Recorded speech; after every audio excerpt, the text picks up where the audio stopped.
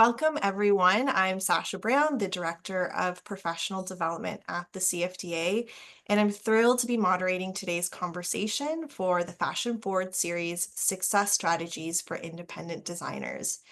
This series is very important to us as the majority of designers in our community own or operate an independent fashion brand.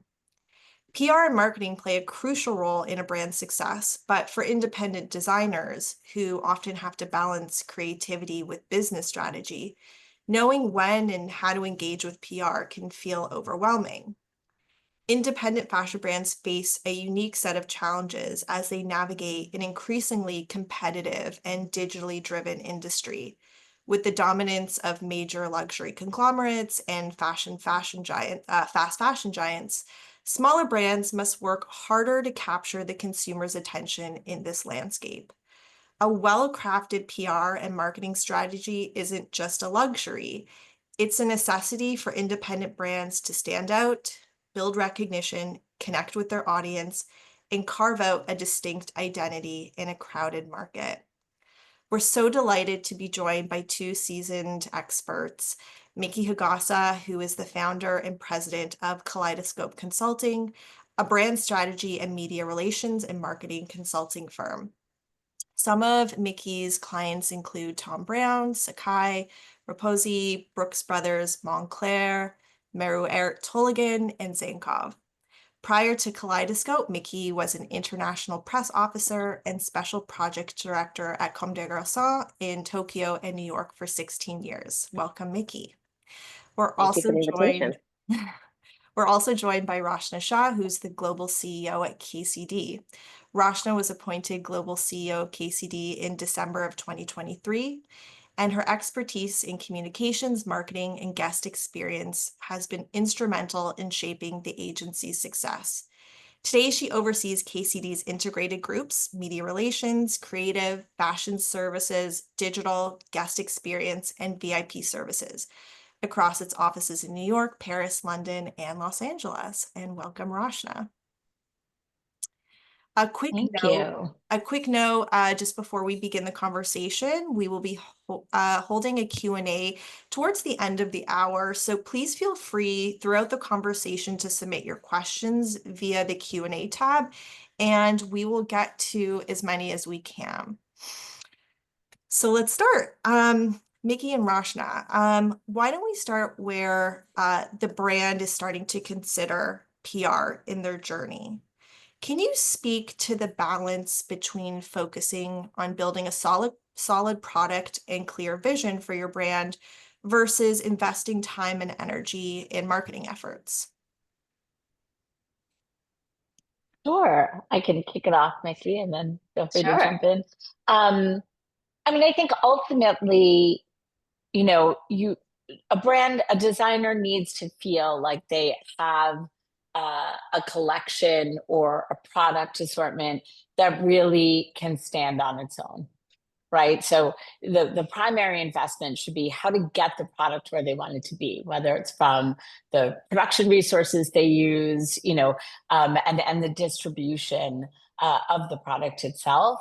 And then when it's there, it's much easier to tell the story or to start, outreaching to showcase it. So do you have what you feel really is the breadth of your expression in the product itself so that the story can then support it? Yeah, I agree with that too. I do think that having a product that's strong, but then a collection that is built around that, that speaks to your vision. I mean, first and foremost, I think that's the most important thing. And I think it depends on what type of designer you are. Some designers would like us to come in to help them sort of illustrate that that vision for, whether it's a visual or rhetoric. And some designers already have that set, and then they want you to come in. But regardless, as you pointed out in your question, I think it's an important investment for, not just fashion designers, but for any company. And for independent designers, some may think that PR is an essential step to take right away. but how would you advise a designer coming to you about when they should start integrating PR into their strategy? I think it really depends on the designer. I think there's no sort of formula really, aside from the fact that I think that you do have to have a great product. You do have to have a collection pretty much solidified.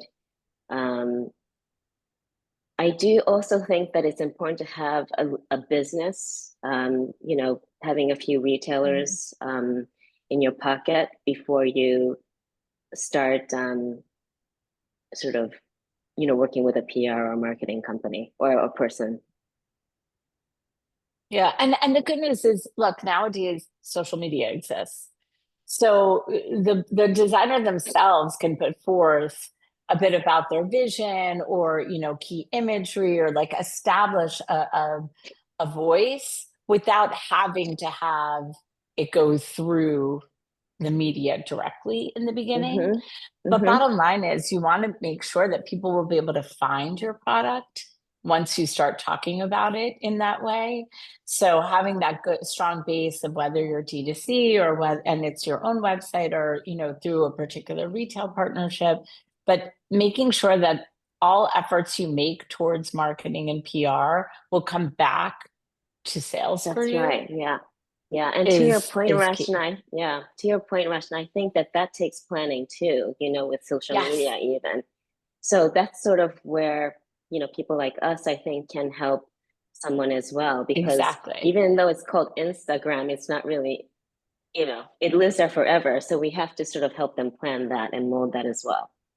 Exactly. So there's Mm-hmm. almost like a phase one and a phase two, if you would have it, where there could be, hey, let me get, and a lot of companies like ours and yours making, the consulting part of it, there could be some sort of project, there could be some sort of consultation where you're, sharing, okay, this is how I see the vision of this brand.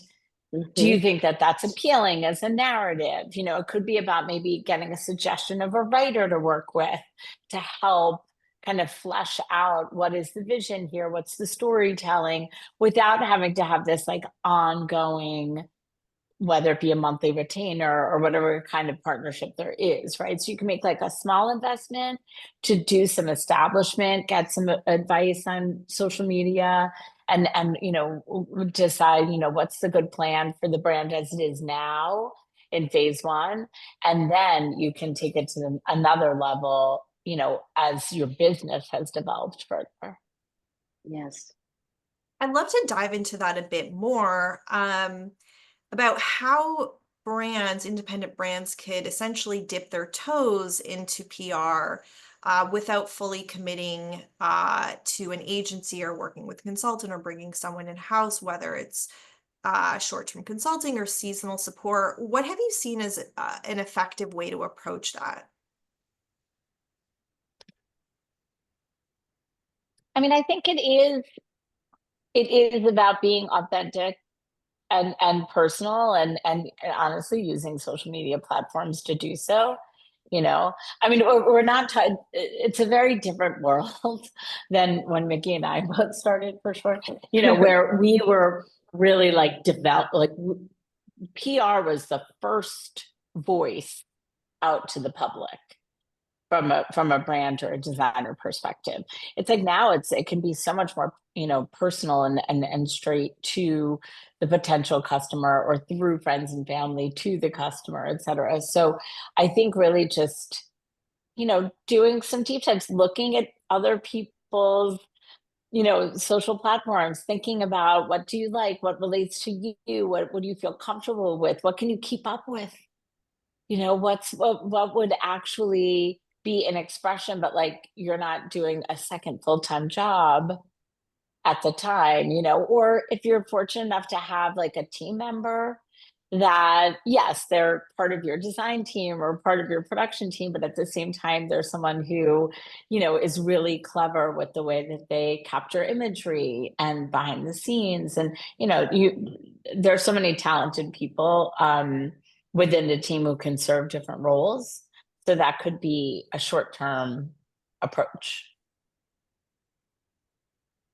Yeah, I agree too. I mean, social media has really changed a lot, and it is, it could benefit you.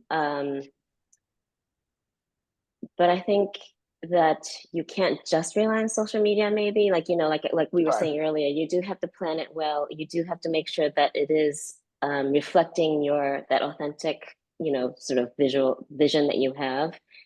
Um, it's a balance, it's not like you could do one or the other in a lot of ways. I think that social media is certainly important. It is Hmm. instantaneous. You get to control it yourself.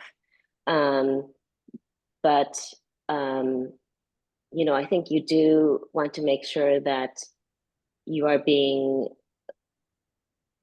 received or viewed by the traditional media or digital media as well, because that's what Sure. people are looking at. They look at that as assurance, I think. I think as far as customers and viewers are concerned. Yeah. So And when you're thinking about, again, like these very early, right now we're kind of talking about, establishing a brand.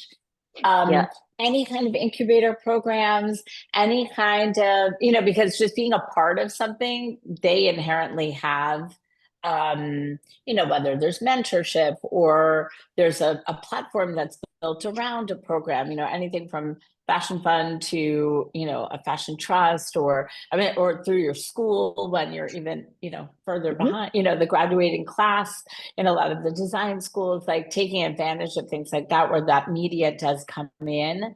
And I mean, I love those, the graduation shows that all of the design schools do, and there's always such great people who walk around and like actually meet the presenting designers and get some feedback. Like that's a connection that you have, that if you've then established something, you can at least reach out to say, I'm here, using that network to get the word out, and show what you've developed next, because that can lead to something without you having hired a PR expert to do it, so use your resources as best you can in those early days.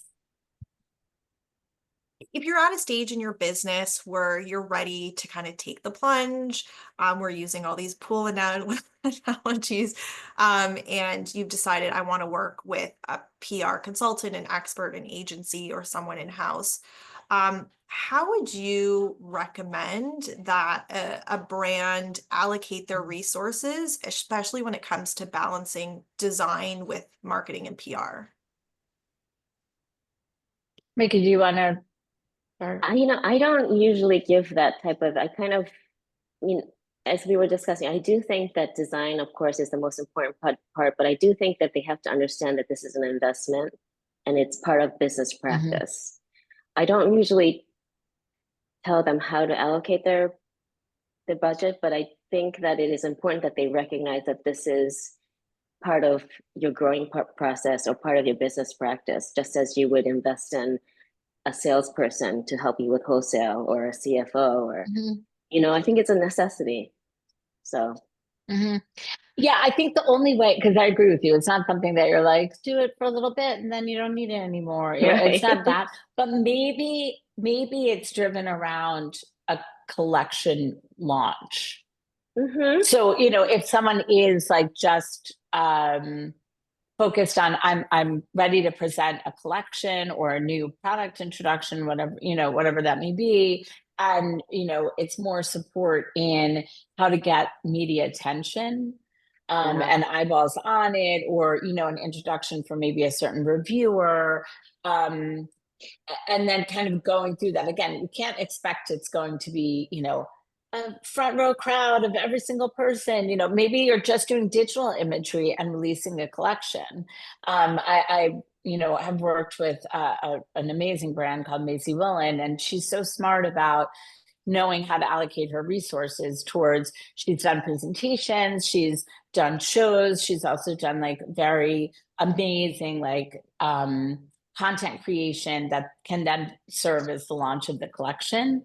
And so we've worked with her in these, capsule moments, but Mhm. she's able to then carry on a relationship with the editors after, she's able to take that on, but it just having someone who helps like get things to the right people. So that can help, but you can't do that forever. You know what I mean? It's Right. because there comes a point where that's not enough.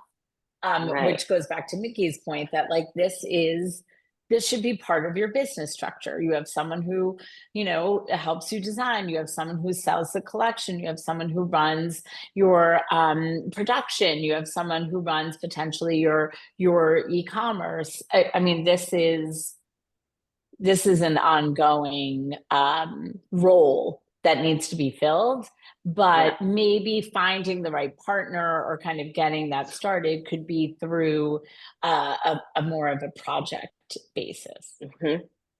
Yeah, I agree.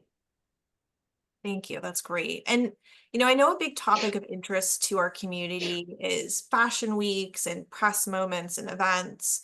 And often, but not always, independent brands have certain budget constraints where, a big, large scale production is just not realistic. So, what are some creative ways that designers can present their collections without resorting to traditional runway shows? I usually suggest that they have at least a very strong lookbook, Mm. Yeah. and then as Rachna pointed out, we now have social media, so you could use that as a platform. But having that, because you're going to need a lookbook regardless, whether you do a show or presentation, Mhm. and that's what's going to sit there for the entire season or forever.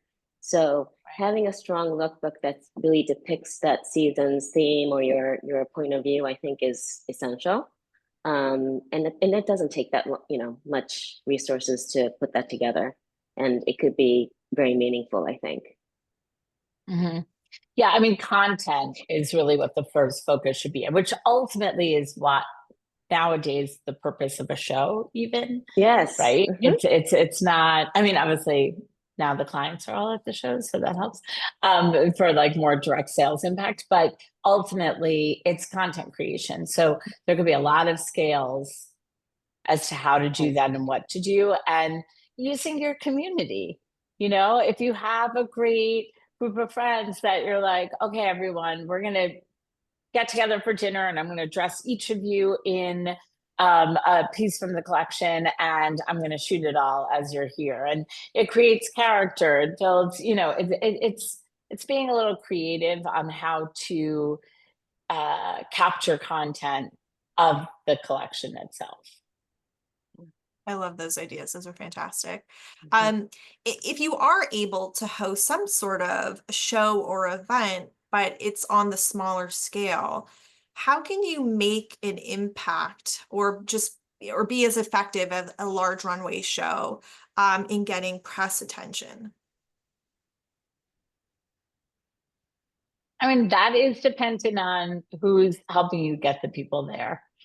Yeah. Right. I mean, in terms of Yeah. if you feel confident with your collection, you're, ready to do it, whether you're doing a presentation or a small show or a cocktail or a dinner, whatever Hmm. level it may be.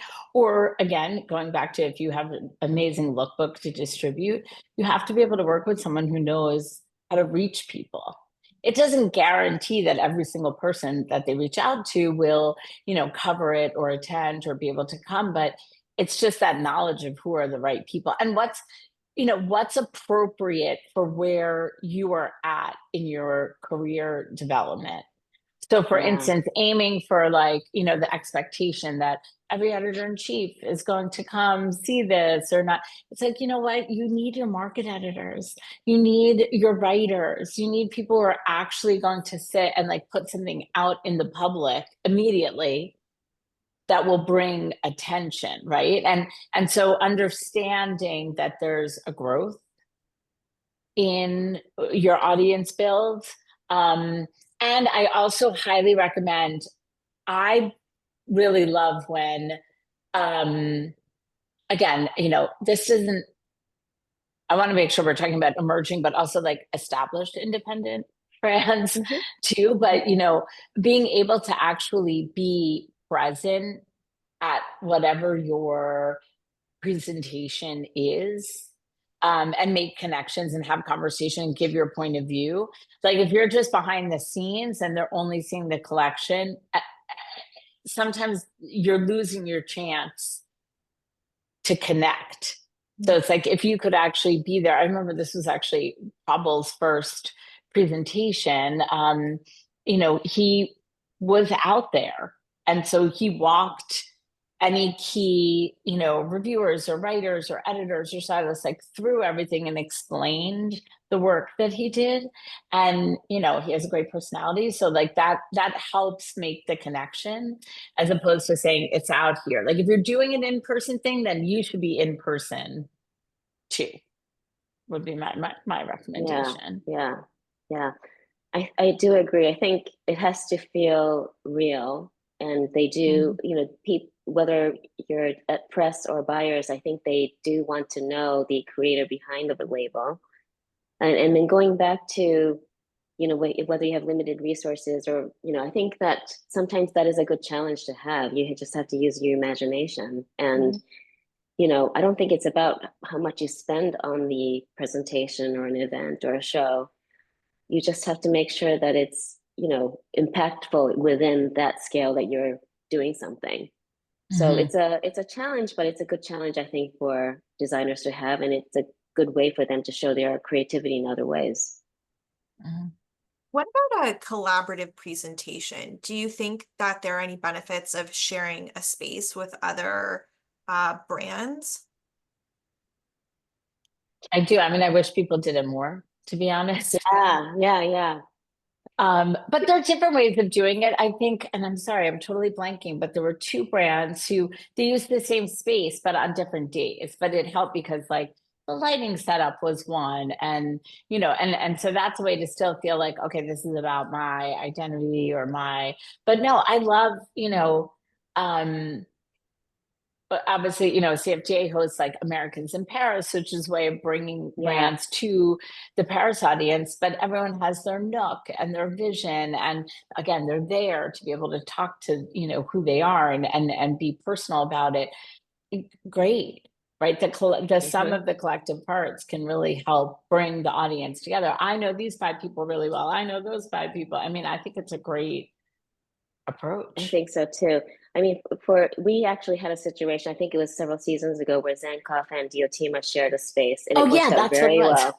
Yeah, and it was great. And, they're good friends too, so it was perfect. And coincidentally, and this kind of is going to date me and date us, but and this is not for the same reason of resources, but it was a different time. But when I was at Comme des Garçons, Ray, Com and Martin Margiela, when Martin was still working for Martin Margiela, we shared a space as well, and we did the show back to back. And this was on the Paris Fashion Week calendar, and it really kind of created this this buzz, And even though in a lot of ways we seem to have shared the same type of press and same type of buyers, there were a lot that they were able to share, and also it happened to be at a location that no one had used before. So there were several elements of that's cool. This new space in Paris that no one had used before.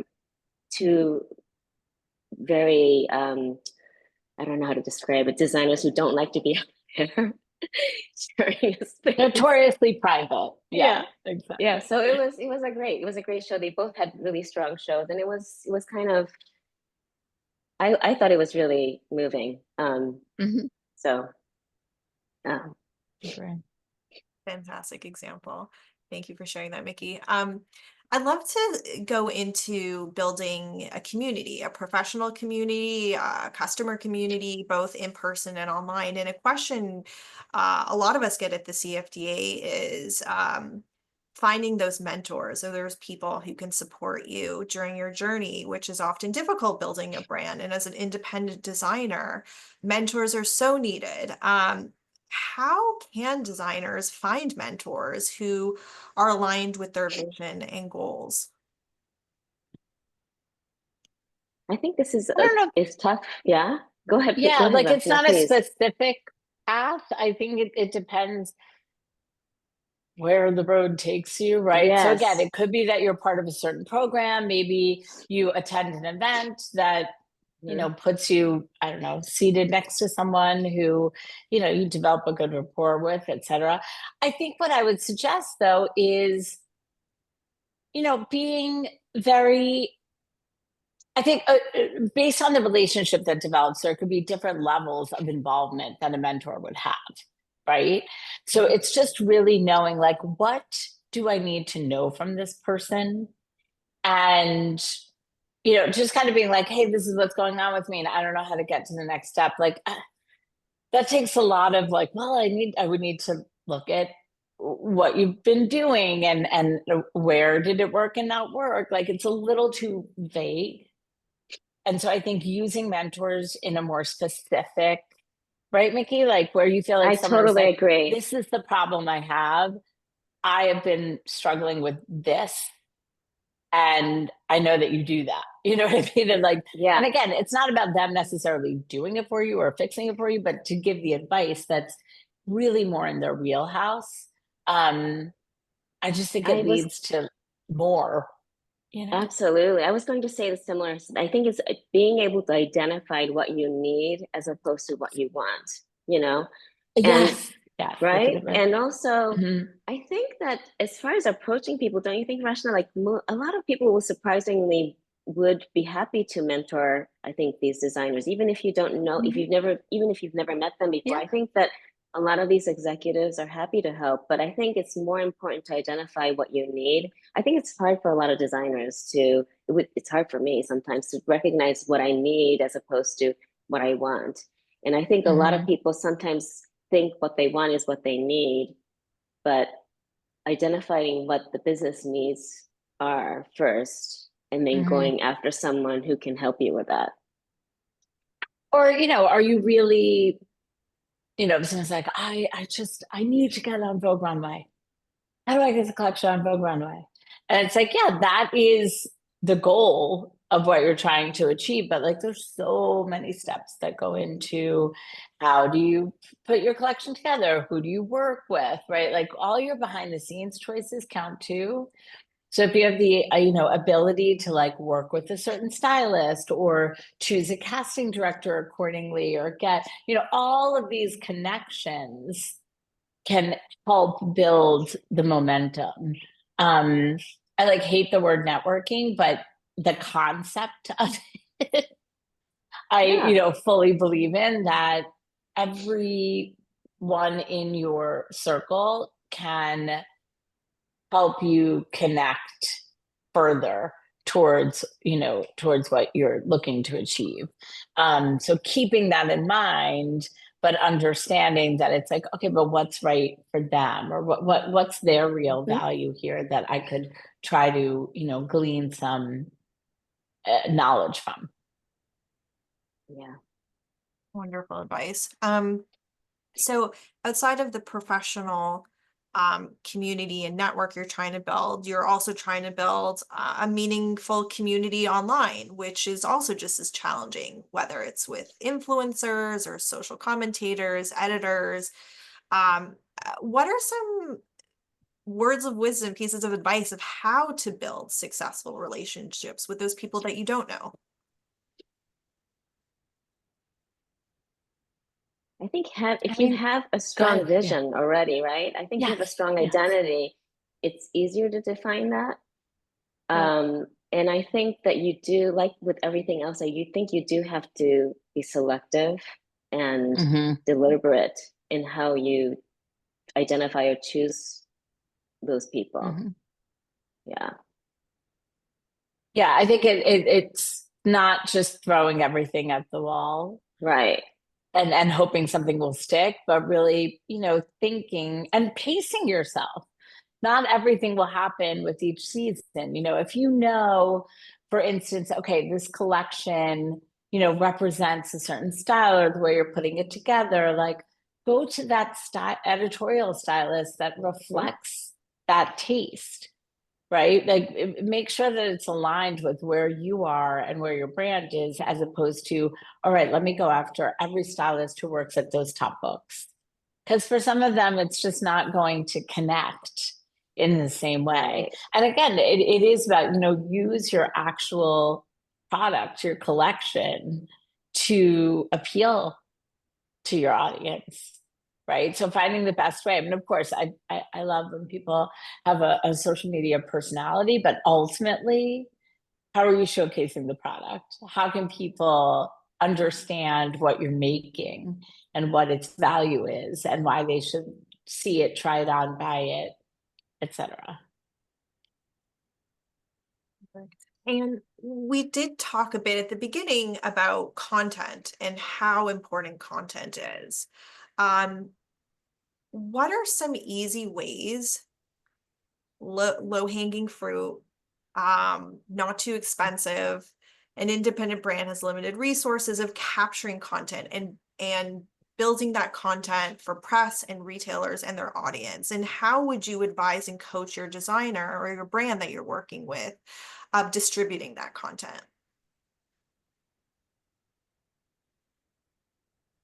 I mean, I think it is, it takes some creativity, but also really, I think people have to prepare when they are creating content for all the elements they may need, right? You have that model or two, maybe three, if you're lucky, at a certain time. You have all the, all the resources together at once. How can you maximize things? What are the, straightforward lookbook needs? What are the e-commerce needs if you're selling directly? And then what are the interesting content that you can capture, whether it's behind the scenes or little videos or creative ways. I mean, I remember still when like movement in like when video first introduced to social media, but also to websites, like to ecom, and the idea of like, oh, don't just shoot the person in the dress, but have them walk and turn around so everyone can see it 360, or can you get a little bit more of an emotional Sure. moment with someone wearing the collection. So you're capturing not only just the still life, but you're shooting it that way. It's like just maximize your time and try to create as much content as possible, and then pulse it, because you can't use it all up. You've got a long season ahead of you. Right. Yeah. Yeah, I do think that making sure that you have a lot of content is essential. So, again, like, planning ahead, even with social media, you do kind of have to plan ahead because, you can only capture those moments at that time, Right. whether it's behind the scenes or, so even if you're taking it, even if you're just doing a lookbook, for example, you can still kind of do it behind the scenes, little video or detail shots or, but yeah, you do have to plan ahead. I have a few more questions I want to ask, and then I'm going to get into the Q&A because we have a lot of great questions coming in. But Rasha and Mickey, can you share some examples of a way a designer that you worked with thought creatively or outside the box, especially on a budget?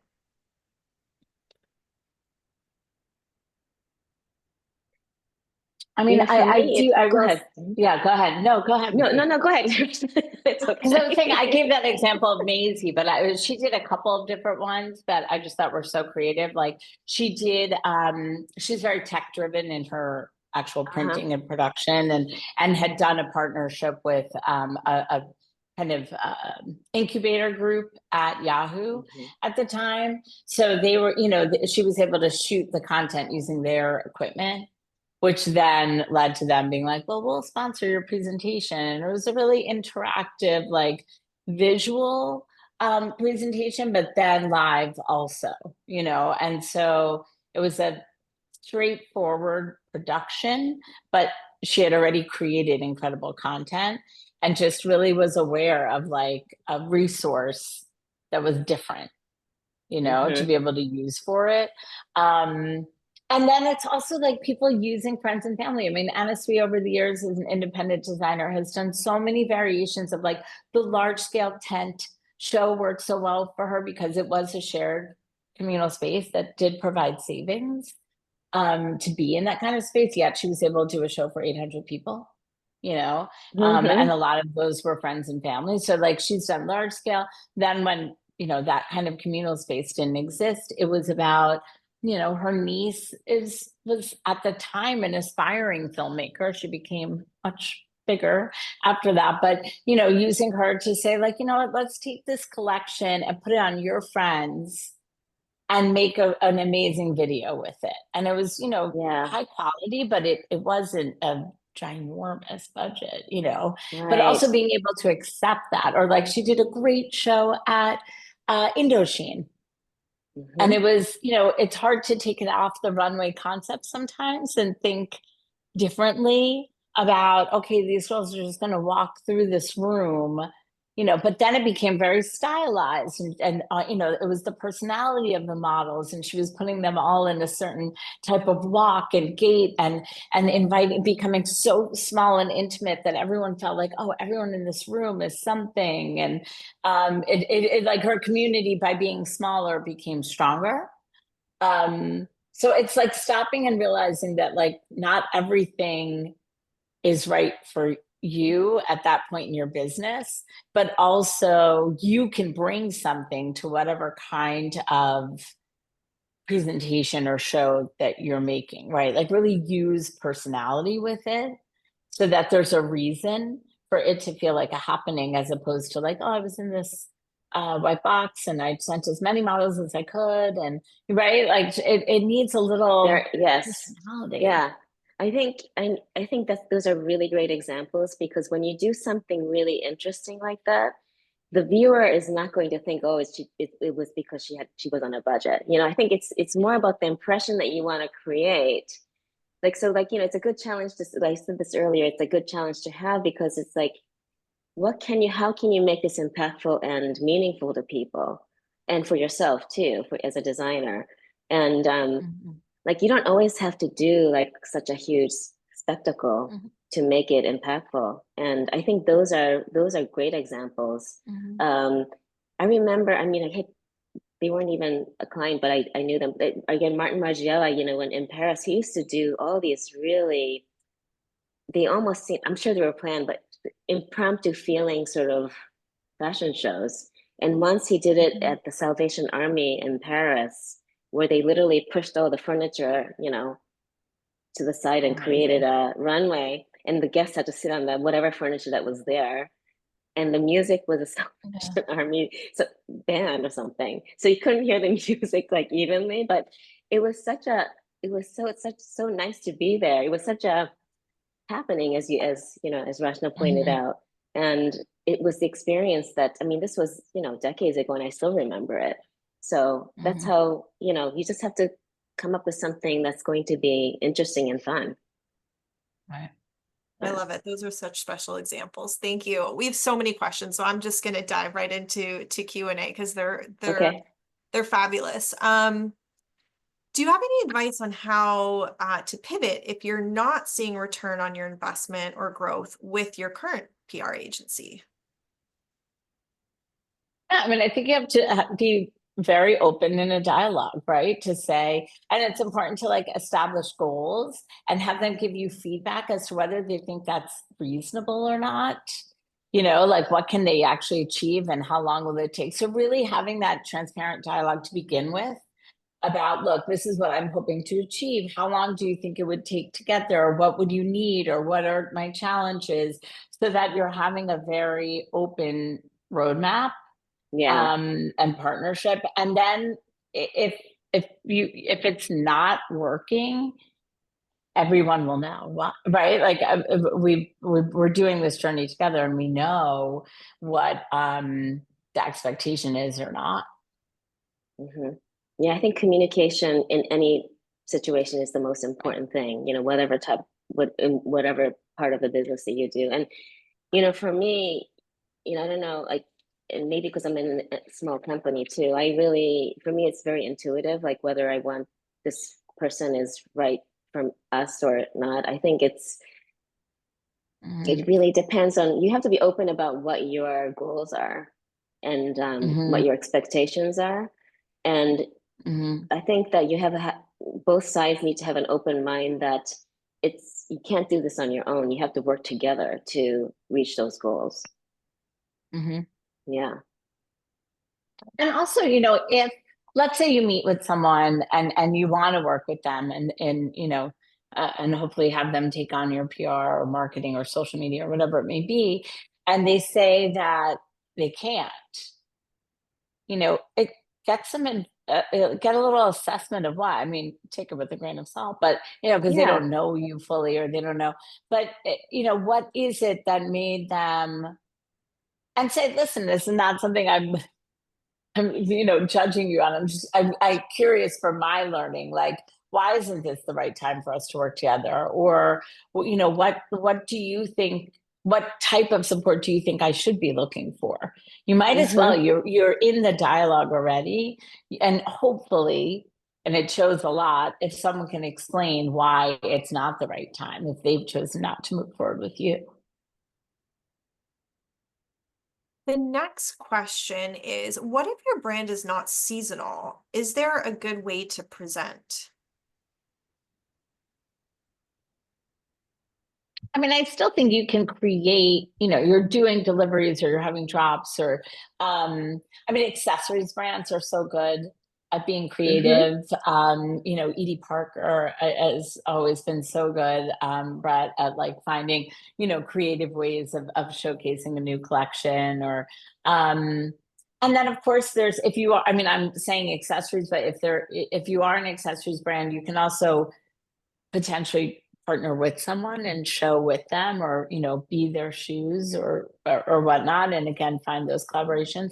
And then otherwise non-seasonal, there's still, so okay, then what are your icons, right? What are those pieces that everyone's buying from you all the time, and how does it fit into a lifestyle moment or a cultural moment? um there's going to be newness. So it's just, whether it's like, okay, a color newness or a fabrication newness or something that you can create a story with. Yeah. Yeah, I agree. Um, it is so hard. They're all such good questions. Let's see. Do does Kaleidoscope Consulting or KCD offer any specific programs or support for emerging designers? Yeah. I mean, it's not something where I'd be like, oh, we always do this every season or whatnot. But yeah, I mean, obviously through our work with the CFDA, we're in contact with and speak with a lot, and our teams work, with the Americans in Paris program when that happens, which is also a great way for us to be involved. But yeah, I mean, I think that we try to always develop like 1 to 2 new brands to explore with, whether it be, like we produced Zane Cup Henry's Mm-hmm. presentation this season, so that was a Mm-hmm. way that we could support using a specific um, part of the agency, or maybe we'll support someone with a social media consultation where we can really Mm-hmm. look at their platforms and think about what they can do next. So, sometimes it's about short-term projects to kind of start building the relationship. Yeah. And then we always try to find that balance between having, certain people at, different rates because they deserve Yeah. to get that expertise and see how we Yeah. can work and Yeah. grow. Yeah. I know we didn't talk about it because this isn't one of your questions. This was in one of your questions, Sasha, but I think that there's no such thing as one formula for all, Yeah. and I think you can Yeah. say that for emerging designers too. So, I'm always happy to meet with emerging designers and to see where they are, what type of business they want to have, what kind of designer they want to be, what they're trying to achieve. It really all depends on that. Mhm. The next question is it critical for a designer to have a PR showroom? And if not, what are ways to operate without one? No, I mean, a lot of brands, they're sending the product out themselves directly Mm-hmm. so that they don't Yeah. have to have a second sample set or, just to be able to be more in control of the product and use it for multiple purposes at the same time. So for sure, you don't need to. I mean, look, people, it's not like the way that it used to be where like editors stopped by all day, every day to pick things. A lot of it is Right. about digital assets. And then we have the collection in a showroom so that it can be distributed properly. I Um, agree. but by all means, right? Yeah, I totally agree. I don't think it would be the best way to use people like us just for sample trafficking. I think that that's really important. I'm not saying that it's not important, but we are experts in our field, so it's best to use us to help you navigate maybe Hmm, what hmm. you loan your samples to. But the samples they don't have to live in the showroom. And especially with emerging designers, I'm sure they need the samples in their own offices for production reasons too. So Hmm. Do you think you'd be able to share an estimate of what someone should set aside for a marketing budget if they're just starting out? It's so I hard. don't like to talk about money, so We I can, know. I don't know if it's about that. I mean, if you're just starting out, nothing. right. Right, because again, right now, all those platforms are free. Then you could, and again, it depends on your business. Are you a wholesale business? Are Totally. you a D2C business? Because the great thing about wholesale is if you have opportunities and partners that you are fortunate to be able to sell your collection there, and they're paying you for it, then the ability to they have a profile. You're going to be featured on their website or in their marketing shoots or on their social media. So take advantage. If you have wholesale partners, I remember I didn't understand this when I first started out in PR, and I was like, oh, that but they keep taking my samples and giving them to sales shoots. And I just couldn't understand why. And now I'm like, oh no, I know why, because it's basically free marketing for, to Well, support their sales. it's become more that way. I think when we first Yeah. started, there was sort of like it was completely separate, and Yeah. I think it's become the way the media is today is all integrated now. They work together with a Mhm. lot of these wholesalers, so Yeah. the And retailers. and so again, if you are D2C, like setting, an affiliate partnership would be great because that will at least give you opportunity for certain editorial stories that, they're running those off of affiliate links.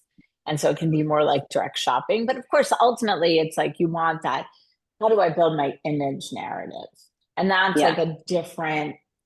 a different scope of work, to really work with someone on building relationships, learning who the people are in the industry, what their work is, what's the connection that you may be able to find with them, how to get them to see your collection, and using, maybe understanding that in the middle of a fashion week in whatever city it is, there are certain people that just cannot extend more time. Yeah. But when you're in market, you could potentially invite someone to come by. I'd love to show you. It's not as busy of a time for an editor necessarily. So Hmm. finding creative ways to get the brand in front of them. Hmm. how does an independent brand begin to find a PR agency or consultant that would be a good fit for their brand?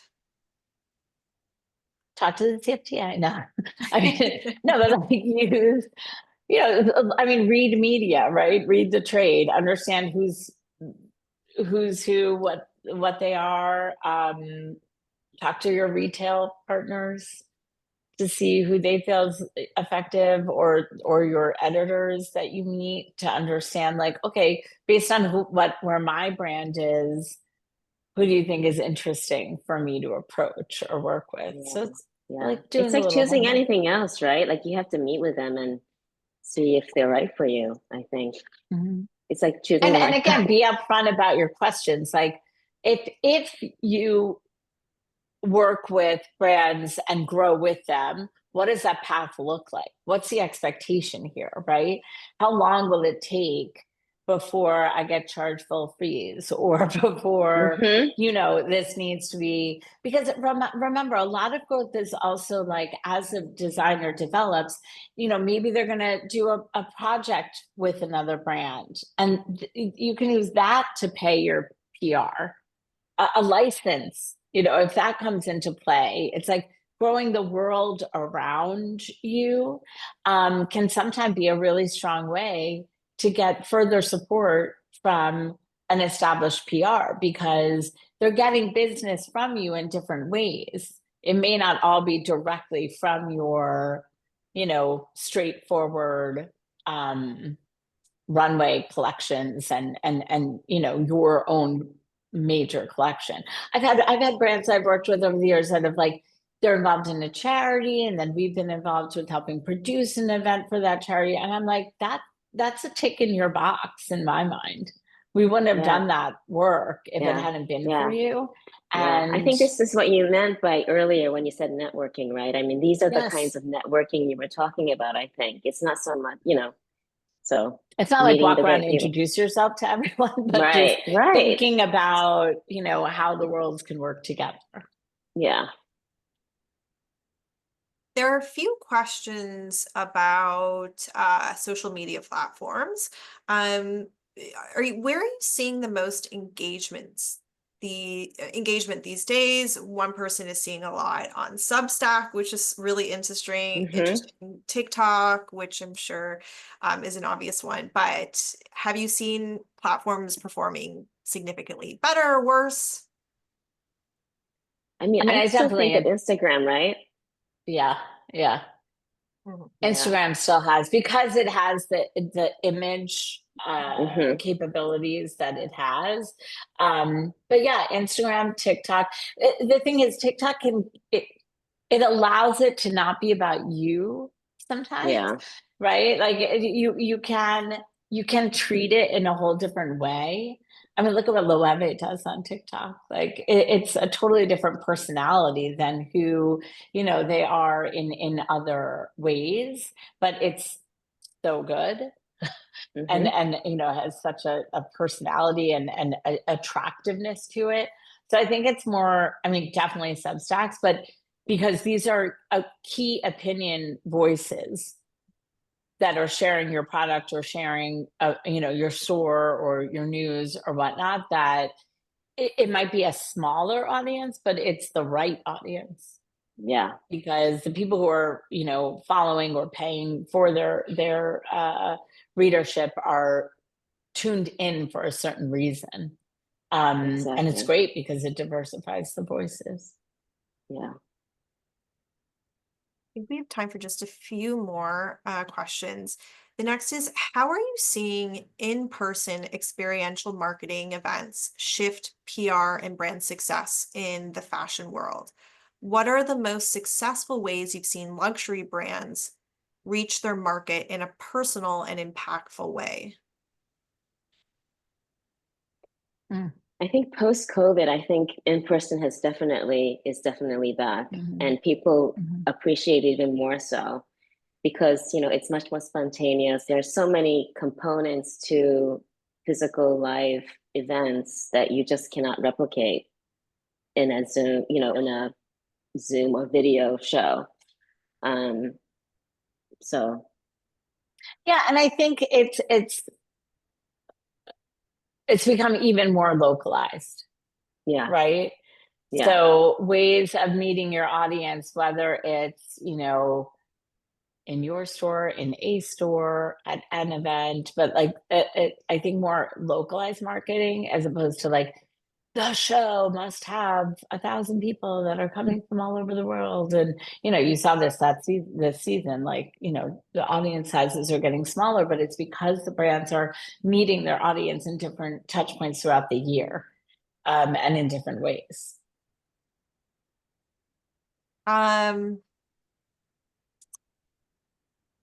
Okay, I'm trying to get to as many.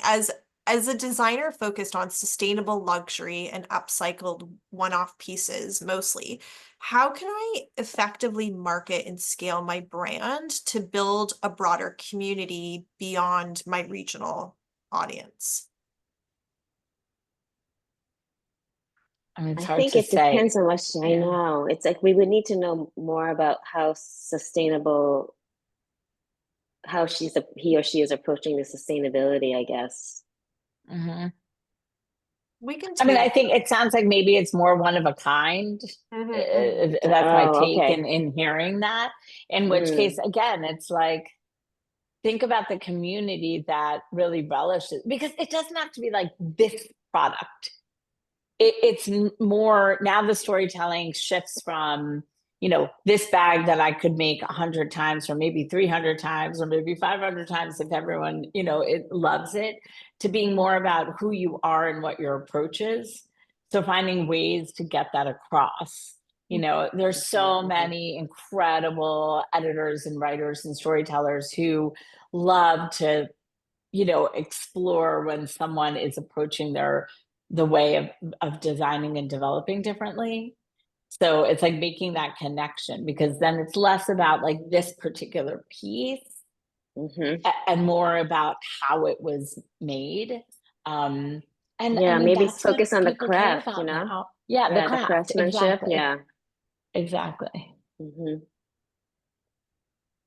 This is an interesting one. So if you've uh, tried to communicate with a PR firm, and they told you it's not possible to work with you based on timing, what does that actually mean? I mean, they may not have any room in their roster, like from the staffing perspective, right? Like we have Mhm. to all Yeah. find a balance between paying the bills and Hmm. helping Hmm. everyone. Or they don't feel like you're in the right place. Like what they can bring to the table is not going to move the needle for Hmm. the brand at the time. So it could be a two-way street. And by all means, like, ask for some clarity in the appropriate way, just Hmm. to Hmm. understand what that is. Hmm. But it's a line. I mean, I feel bad sometimes, I'm like, I think we have to be a little more specific if there's something that we're not, working on. But usually in our case, it's bandwidth. It's about like, Same if I don't have here. the I mean, right person for this, I don't want to give you some junior person that, is so lovely, but like can't make a difference for you. yeah. Yeah, same here. The last question we'll have time to get to is, if you're an established brand and you more or less handled PR in-house, how can you dip your toe into working with PR externally in a smaller way to make the most of key brand moments? Yeah, I mean, I think it's strategic consulting, and we love to do it. So, because it's less overhead on our end, because you're not, hiring a full team to traffic and do reporting and this and that. So it's really about initiatives, like developing like, what could the feature stories be? What can the narrative be? Who do you need to meet that you haven't? Because basically it's working. Like what they're doing is getting them through sales and, marketing and even outreaching from their stores. We've worked with a lot of brands where I'm like, you guys are doing a great job. Like you don't need day to day, but it is Right. about elevating your thought process or beating people that you just haven't been able to connect with yet, and growing that network. And I mean, that's a Yeah. great way to work with someone, right, Mickey? Yeah, Like yeah, something. yeah. I mean, in our case, when we worked in a situation like that, it was more because every company, right, whether you're an established company or a medium-sized company, you do need to keep refreshing. You need to constantly evolve. So in our case, when we did that, it was more about helping with the bigger picture and coming up with marketing ideas. Maybe they need to add, I don't know, a component into their marketing Mhm. plan or their PR plan. Um, Potentially adding a small capsule collection or I think actually larger companies need, in my opinion, need more of that help because I've worked in house before, so I know like you do get kind of insulated, Yes. in the Yes. PR. So you do need that outside like experienced people like us to sort of recognize what needs to keep, because you have to constantly change and constantly not change, but constantly evolve. I think And you don't evolving is really necessarily, important. exactly, like you don't necessarily have context to things Do you know what I Yeah. mean? Because you're just living in this brand of what we can do, and it's a lot of work to keep up with what everyone else is doing too, or what those Yeah. opportunities could be, or how to try something new. So to have someone to bounce things off of that can give perspective, and then take something and run with it, right? So it's like, okay, it's that think tank. And Yes. really having that, but then saying, okay, we're going to try this thing. Well, can you guys do it? So Yeah. that generation of ideas can lead to some sort of, a work and initiative around it. Mm-hmm. So Yeah. helpful. So we're at time, but that was, I mean, Rasha and Mickey, that was so generous of you to share all those experiences, insights that I'm sure people pay a lot of money to get from both of you. So we're so grateful for you taking the time to speak with our designers, our communities. Thank you everyone who signed in to join us today. And I hope there's more to come. Next week is our sales and retail. So please join in. It'll be a nice transition to talk about that. So thank you, Rashna and Mickey, so much for your time today. Thank you. Thanks for the Thanks so invitation much. again. And Rashna, this was nice to do this with you. Thank you. Same. Take care, everyone. Thanks, Yeah. Sasha. Have a nice Thanks, afternoon. everyone. Thank you. Thanks, everyone. Bye.